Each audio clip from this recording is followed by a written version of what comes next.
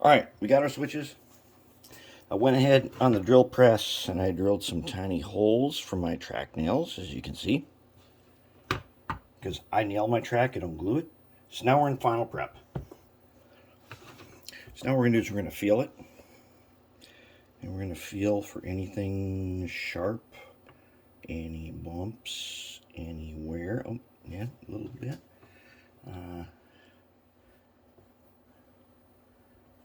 Not too bad. Okay, couple things. So let's take on the motor tool here. I've got what's called a flapper wheel. All right, there's a couple spots I'm going to hit. Let's first do this one. So I feel down, boom, right there, right there. Not bad, but we're going to hit these guardrails. How about the points? A little bit, a little bit, a little bit. Okay, so we're going to take the flapper wheel. We're going to go ahead, make sure there are no, this got to feel smooth all the way across. Let's go ahead and we got to bring them down to the edge here.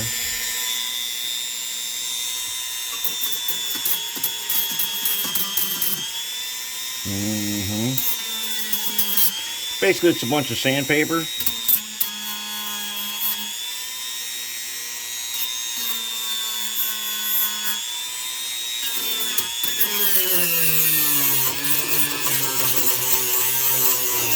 There we go.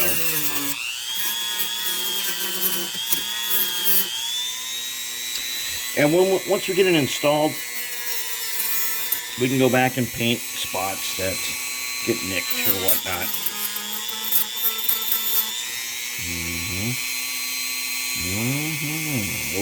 Oh, that's nice.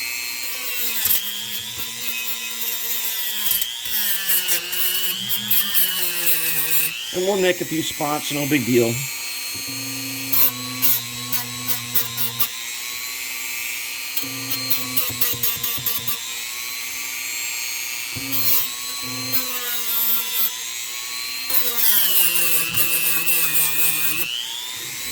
Especially these here gaps, I want them smooth across.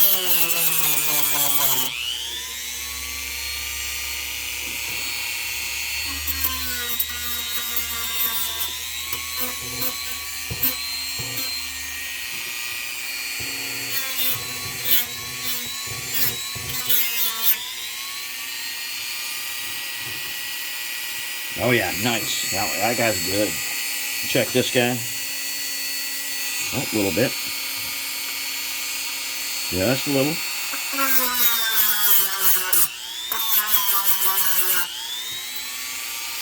Cool 10 points. Just a little. Oh yeah, nice, nice. Okay, come across, feeling good.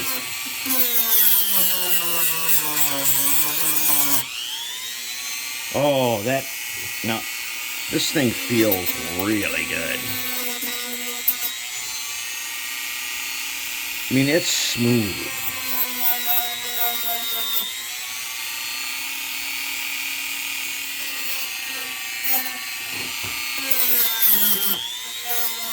Okay.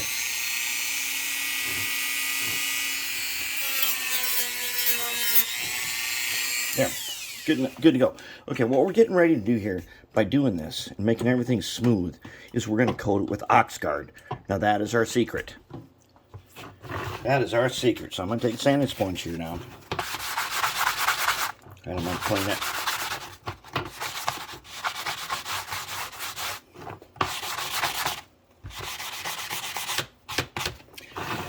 Take the sanding sponge. I'm going to give it a good cleaning. And even though it looks clean, before I put on the Oxgard, I want to make sure that whatever oxidation occurred in the time between the last time I sanded this and now, that it's gone. Okay, now let's do this. Here's Oxgard. Here's how you do it. First, let's do the hardest part first. For that part, we're going to use a little paintbrush. We're going to take some Oxgard on the paintbrush. just like that. And we're going to do the inside of the points. Okay, so I want to get some Oxgard here. And on the inside of the stock rails. Switch it. Okay. Let's paint. Because remember, we covered this up when we painted it. And it doesn't matter how much you get in there. You can get a lot in there. It'll be just fine because it'll go to a dry film. All right, that guy's good. Let's flip him around. Do this side. And we'll take a little extra here and see if we can get both at once.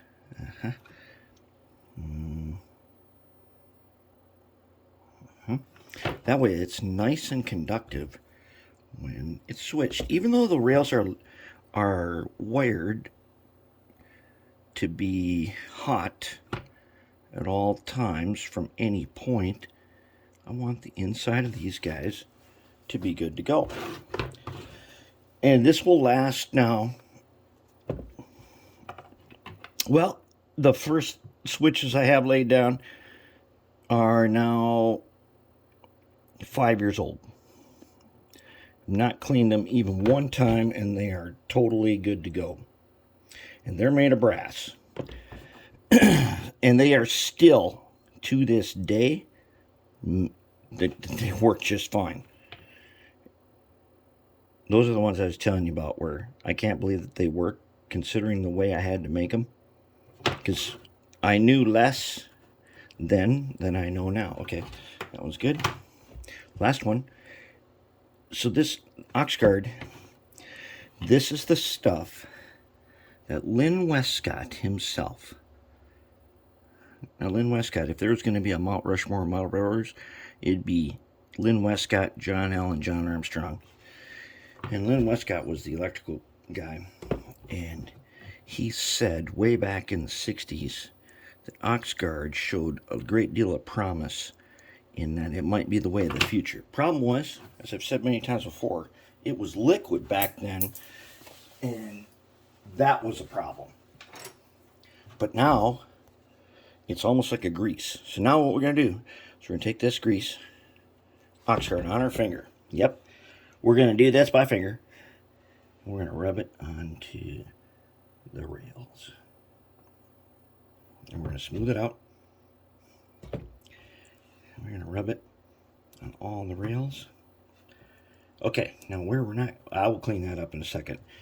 This frog that's isolated, the only thing we have to worry about is the gap. So we're going to have to take some acetone and clean that gap. Otherwise, I don't want that guy to be electrified. Everything else, yes. And we will solve that gap problem here in a little bit with some acetone. Now, it takes a while. It takes a couple weeks, actually, for this to be completely dry. And you'll think your track is all tarnished and crap, but the reality is you now have a dry protectant on your track that prevents it from oxidizing. Even though it will change color, it will also remain totally conductive no matter what. It will be really conductive. The oldest section of track I have in the layout, which is 5 years old now, a little more than 5 years old, was coated with Oxgard in 2017, and it is still perfect to this day, and it has never been cleaned except the first time. So this is my magic stuff. And so I have already seen, now I released a video on this a long time ago. Doesn't have that many views on it, but I've already seen other people make videos on using other kinds of things. One of them is no oxit, and I do not use no oxit because it does not have the Oxgard is meant for outdoor power lines. That's what makes it good. No oxid is something you use I use it in my guitar studio. So yeah, I do have guitars and musical instruments, and no oxid and deoxit 5. Use that in your music stuff, because that is the good stuff for that. And no oxid is kind of like this. This stuff I got at Lowe's. It's like $7, and this will last you years. Now, let's go ahead and clean the parts that are critical. Glass beaker. Acetone from the hardware store. We don't need the glass beaker for this one. We're just use orange shop towel. What we need is a little bit of acetone. Okay, I'm going to get these isolated frogs. I'm going to acetone them up to their gaps.